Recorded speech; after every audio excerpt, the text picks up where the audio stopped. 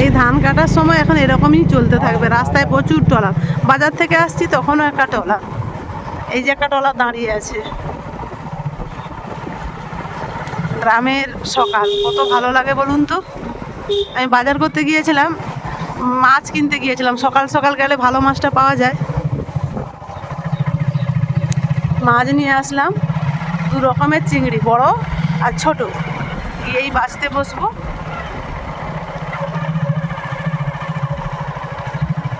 আবার ছাগল বাঁধা হয়ে গেল। আজ পালং শাক দিয়ে চিংড়ি মাছ রান্না করব, আর চিংড়া দিয়ে ফুলকপি দিয়ে একটু তরকারি করব। এই দু রকমের রান্না। ছেলের কাছে যাব, দরকার আছে, হুটহাট করে ডিসিশন নিতে হলো, এটা না করলে নয়। প্রধানের সার্টিফিকেট নিতে হবে অনলাইনে, তাই তার কাছে সব কিছু রয়ে গেছে, আধার কার্ড আর তার ছবি তার কাছেই সব আছে। ওটা নিয়ে আসলে হবে না। তাই আমি আর ওর বাবা যাবো, দুপুরবেলা যাবো যখন একটু রান্না করেই তো নিয়ে যাবো। আপনারা তো জানেন মা যাবে মানে ছেলের জন্য রান্না করে নিয়ে যাবে। আর আপনারা ব্লগটা প্রথম থেকে শেষ অবধি দেখবেন, আশা করি ভালো লাগবে। এটা চিংড়া আর এটা চিংড়ি,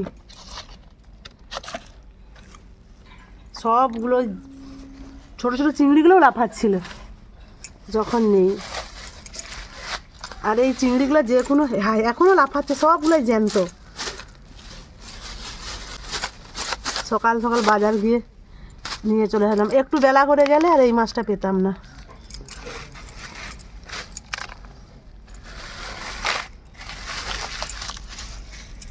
এই যে চিংড়া,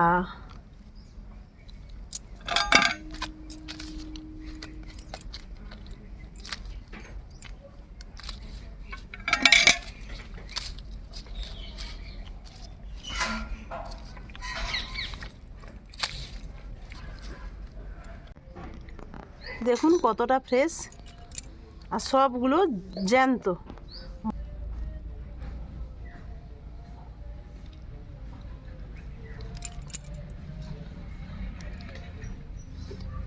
যে কোনো সবজি তরকারিতে পড়লে স্বাদ দ্বিগুণ হয়ে যাবে। আর আমি পালং শাক নিয়ে এসেছি, পালং শাক, আলু, বেগুন আর একটু আলতি নিয়েছি, মানে গাঁঠি কচু দিয়ে রান্না করব। আর চিংড়া মাছ দিয়ে ফুলকপি দিয়ে ঝোল।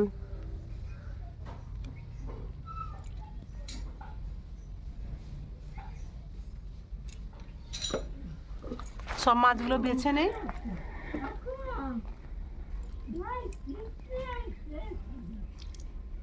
ছোট চিংড়িগুলো বেছে নিয়েছি, এবার বড়গুলো বাছবো।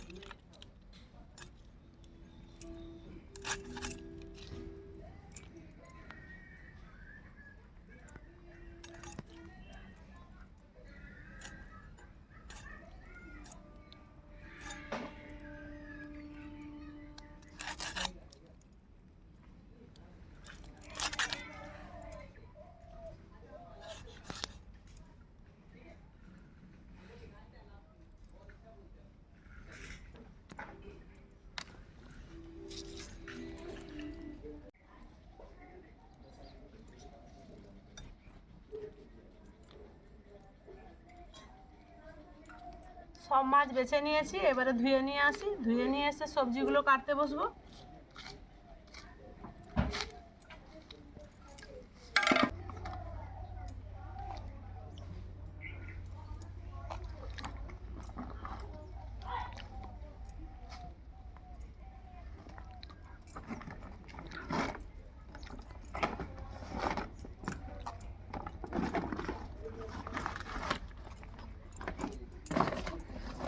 ভক্তদার বাড়ি যাব, লাউ ডাঁটা আনতে যাওয়া আর হচ্ছে না।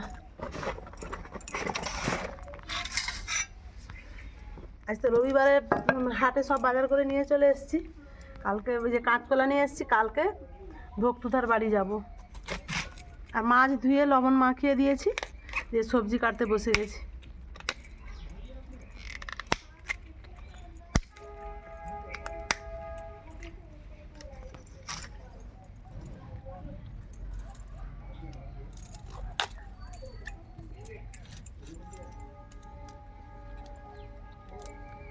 সব সবজি কেটে নিয়েছি, কেটে নিয়ে এবার রান্না করতে যাব। তার আগে সব ধোয়াধুয়ি করে নিই। সব সবজি ধুয়ে নিয়ে এসে রান্না করতে চলে এসেছি। আগে আমি মাছগুলো ভেজে নেব।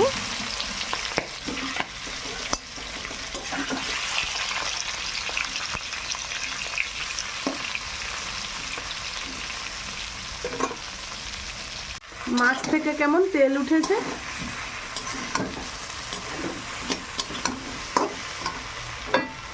ভাজা হয়ে গেছে, এবার তুলে নিই।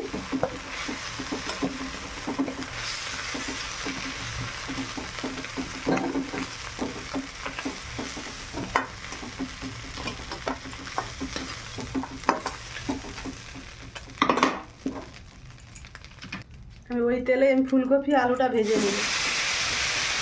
ছোটো ছোটো চিংড়ি মাছটা পরে ভাজবো।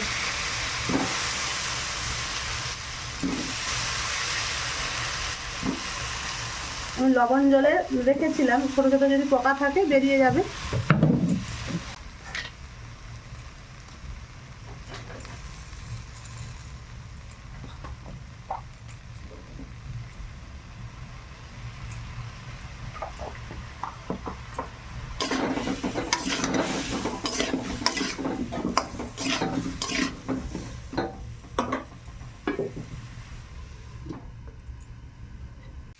ফুলকপিটা ভাজা হয়ে গেছে, এবার তুলে নিই।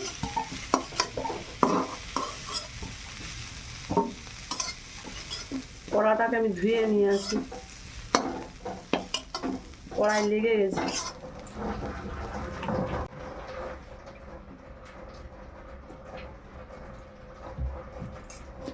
তাহলে চিংড়ি মাছটা ভেজে নেই।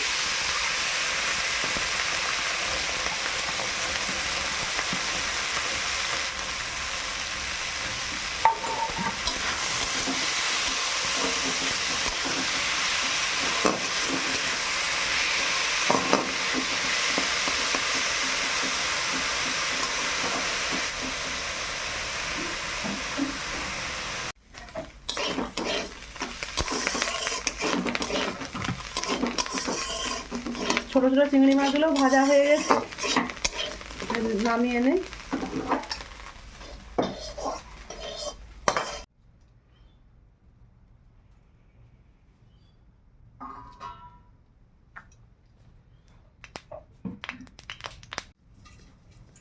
তেলে একটু চিনি দিয়েছিলাম, চিনিটা উঠে গেছে। পেঁয়াজ আর তেজপাতা দিয়ে দিলাম।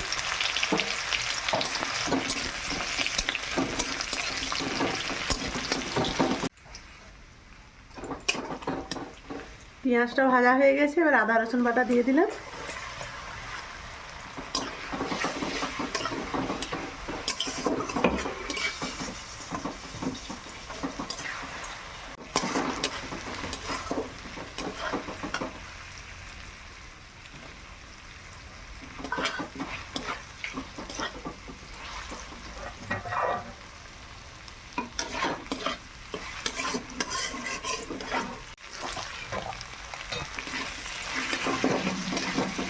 আদা রসুনটা ভাজা হয়ে গেছে, এবারে হলুদ গুঁড়ো লঙ্কা গুঁড়ো দেবো।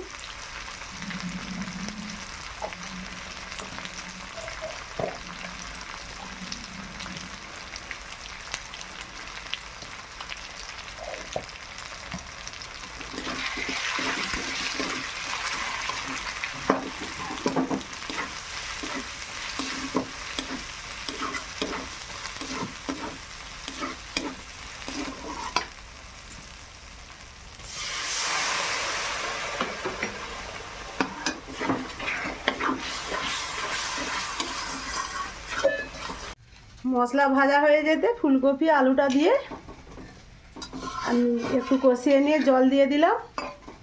আমি ক্যামেরা অন করতে ভুলে গিয়েছিলাম। যেহেতু আলু আর ফুলকপি দুটোই সেদ্ধ আছে তাই কম জল দিয়েছি। এইবার আমি চিংড়ি মাছ দিয়ে দেবো।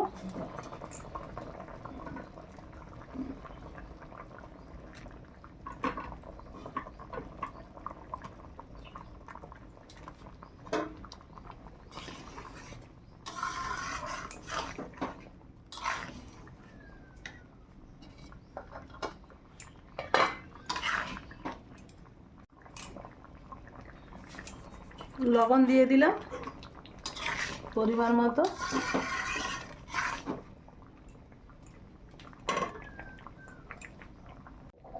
এক টুকরো দারুচিনি দিয়েছি, 3টা লং দিলাম, আর 2টো ছোট এলাচ ফাটিয়ে দেব।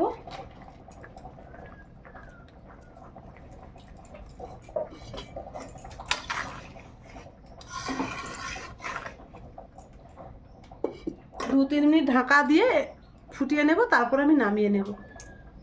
তরকারিটা হয়ে গেছে, এবার আমি নামিয়ে নেই।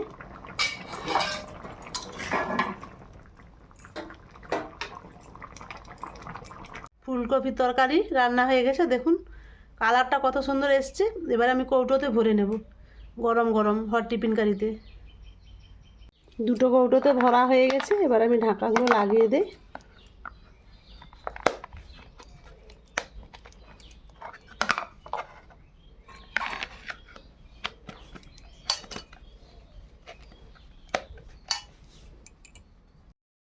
এদিকে আমার পালং শাক, ঘাঁটি কচু, চিংড়ি মাছ রান্না করা হয়ে গেল। এবার আমি নামিয়ে নেব। তরকারি হয়ে গেছে আর এখানে পার্সেলও হয়ে গেছে। এবার এই পালং শাকটা এবার আমি গুছিয়ে নিই, আর দিদিমণি সব এগুলো ঢাকা চাপা দেবে, কেন 12টা পেরিয়ে গেছে। বেরিয়ে পড়েছি সব কিছু গুছিয়ে নিয়ে। আর ভিডিওটা বড় করব না, এখানেই শেষ করছি। রেসিপিগুলো কেমন হলো অবশ্যই কমেন্টে জানাবেন। দিদিমণি আমরা আসছি।